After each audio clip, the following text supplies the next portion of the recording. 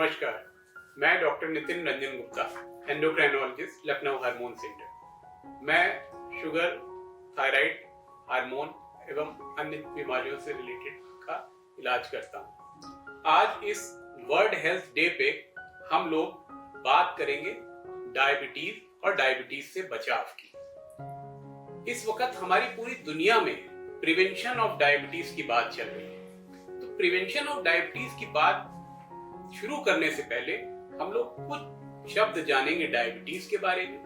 Diabetes किस प्रकार हमारे समाज में प्रॉब्लम्स क्रिएट कर रही है और हम क्या कर सकते हैं ग्राउंड लेवल से डायबिटीज के बचाव के लिए, प्रिवेंशन ऑफ डायबिटीज। तो डायबिटीज बेसिकली मधुमेह एक ऐसा बीमारी है जिसमें हमारा ब्लड शुगर अनियंत्रित होकर बढ़ जाता है और ये बीमारी हमारे पेनक्रियास की वजह से होती है। हमारा पेनक्रियास जब इंसुलिन नहीं बनाता या इंसुलिन हमारे शरीर में काम नहीं करता, इन दोनों का जो सम होता है that results in high blood sugar, जिसे हम डायबिटीज कहते हैं या मधुमेह कहते हैं। अब डायबिटीज प्रॉब्लमेटिक क्यों है? क्योंकि डायबिटीज जब बढ़ती है या ब्लड शुगर जब बढ़ते हैं तो वो सारे ऑर्गन्स पे अपना दुष्प्रभाव डालते हैं। सबसे ज्यादा किडनी के ऊपर, आंखों के ऊपर, नसों के ऊपर, जननांगों के ऊपर, जिन्हें हम कॉम्प्लिकेशंस ऑफ डायबिटीज कहते हैं। तो चाहे वो न्यूरोपैथी हो, रेटिनोपैथी हो, नेफ्रोपैथी हो, हार्ट डिजीज हो, पेरिफेरल वैस्कुलर डिजीज यानी पैरों में गैंग्रीन हो जाना, पैरों का कट जाना,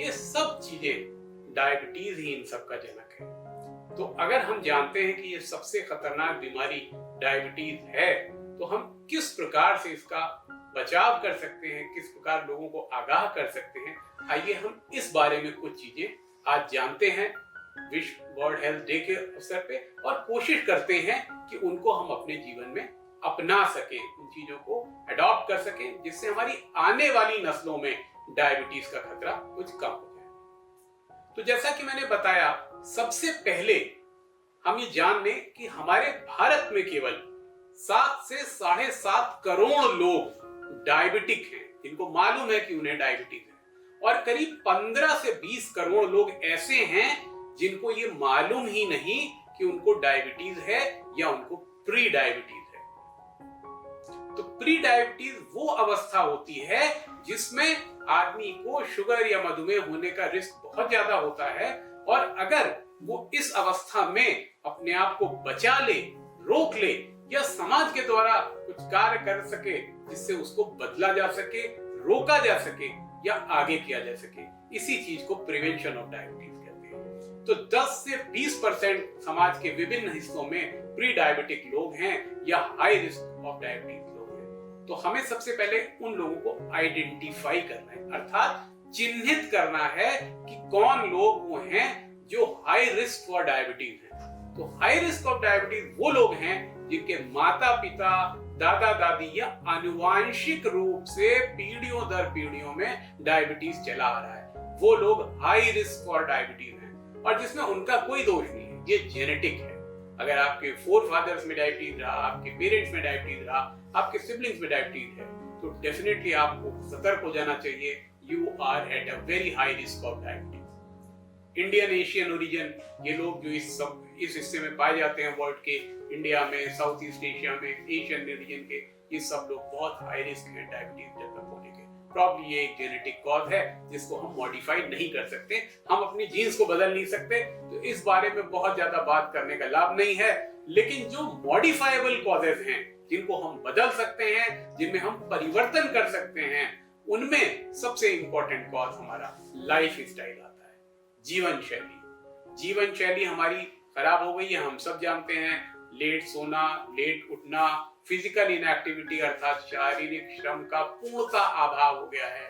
हम लोग चेयर कंसेप्ट पे, चेयर कल्चर में बैठ गए हैं। हम लोग की सुबह जो है स्टूल टॉयलेट की चेयर से होती है और दिन भर हम दफ्तर की चेयर पे बैठते हैं, फिर हम कार की चेयर पे बैठ के घर आ जाते हैं और फिर हम टीवी पे चेयर पे बैठ के देखते हैं और फिर हम सो जाते हैं। तो ये जो सीट कल्चर या चेयर कल्चर है, लैक ऑफ फिजिकल एक्टिविटी है, ये डायबिटीज का एक बहुत बड़ा जनक है। और सबसे पहली चीज यही करनी है कि हमको अपनी फिजिकल एक्टिविटी बढ़ानी है, हमको अपनी नस्लों की फिजिकल एक्टिविटी बढ़ानी है। बच्चों की स्कूलों में उनको अवेयर करना है कि अगर हमको डायबिटीज प्रिवेंट करना है तो हमको फिजिकल एक्टिविटी अपनी बढ़ानी है। फिजिकल एक्टिविटी बढ़ाने से न सिर्फ हमारा वेट कंट्रोल होगा, बल्कि हमारे और भी मेटाबॉलिक हार्मोन्स एक्टिवेट होंगे, जिससे हमारा बॉडी हेल्दी रहेगी और डायबिटीज में बचने से हमको मदद मिलेगी। दूसरी चीज हमारा खान पान है। ये अगेन एक बहुत बड़ा फैक्टर है जो पूरी तरीके से बदलाव किए जाने में संभव है कि हम चीजों को बदल सकें। गवर्नमेंट टोबैको पे टैक्स लगाती है, अल्कोहल पे टैक्स लगाती है, हम कार्बोहाइड्रेट्स पे टैक्स क्यों नहीं लगाते?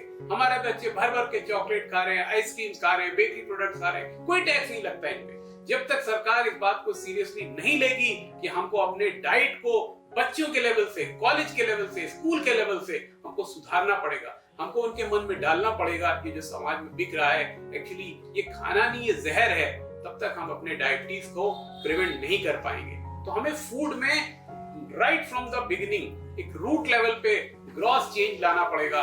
हमको डाइट से कार्बोहाइड्रेट्स कम करने पड़ेंगे, हमें रिफाइंड फूड कम करना पड़ेगा, बेकरी प्रोडक्ट्स कम करने पड़ेंगे, कोल्ड ड्रिंक्स, ये सारी चीजें हमको एलिमिनेट करनी पड़ेंगी या मिनिमाइज करनी पड़ेंगी। डाइटरी पैटर्न बहुत इंपॉर्टेंट है आफ्टर लाइफस्टाइल मैनेजमेंट। तीसरी चीज स्ट्रेस मैनेजमेंट। बहुत सारे लोग मेरे पास आते हैं जिनमें परिवार में किसी को डायबिटीज नहीं रहा होता है, लेकिन स्ट्रेस, तनाव, टेंशन, चिंता, नींद का ना आना, ये सारे फैक्टर्स मिलके हमारी शुगर्स को बढ़ा देते हैं और डायबिटीज होने का हमारा रिस्क बहुत ज्यादा बढ़ जाता है। ये कुछ चीजें ऐसी हैं जिन पे हम काम कर सकते हैं, सामाजिक लेवल पे काम कर सकते हैं, स्कूलों में जाके काम कर सकते हैं, विद्यालयों में जाके काम कर सकते हैं, स्टेट्स, यूनिवर्सिटीज के लेवल पे जाके काम कर सकते हैं, ऑफिस में कर्मचारियों को बता सकते हैं, उनको अवेयर कर सकते हैं जो लोग हाई रिस्क हैं। खास तौर से एक ऐसे ही हाई रिस्क कैटेगरी होती है वो लेडीज जिनको गर्भावस्था में मधुमेह यानी जेस्टेशनल डायबिटीज मेलाइटस रहा होता है। इन लेडीज को हम स्पेशली बता सकते हैं कि अगर आपको प्रेगनेंसी में डायबिटीज रहा है तो आपको फ्यूचर लाइफ में डायबिटीज होने का बहुत हाई रिस्क होगा।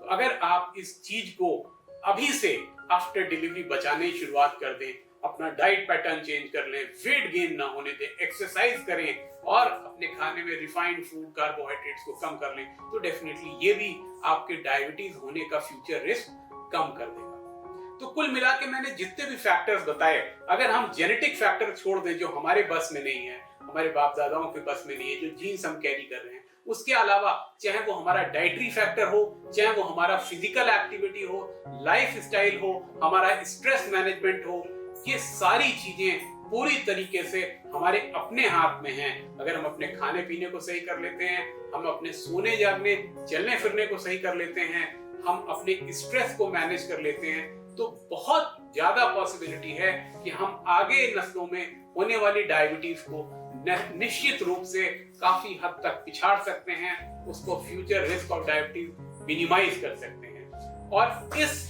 छोटे से विचार के साथ कि डायबिटीज निश्चित एक प्रिवेंटेबल डिजीज है, एटलीस्ट कुछ लोगों में हम कोशिश करें कि हम इसको प्रिवेंट कर सकें। इस वर्ल्ड हेल्थ डे मेरा आपसे एक यही संदेश रहेगा कि जो रोका जा सके, जो बचाया जा सके, उसको बचाने का पूरा प्रयास किया जाए, और डायबिटीज इसमें प्रथम ऐसी चीज है इस श्रेणी में जिसको हम बचा सकते हैं। Thank you and a very good health day.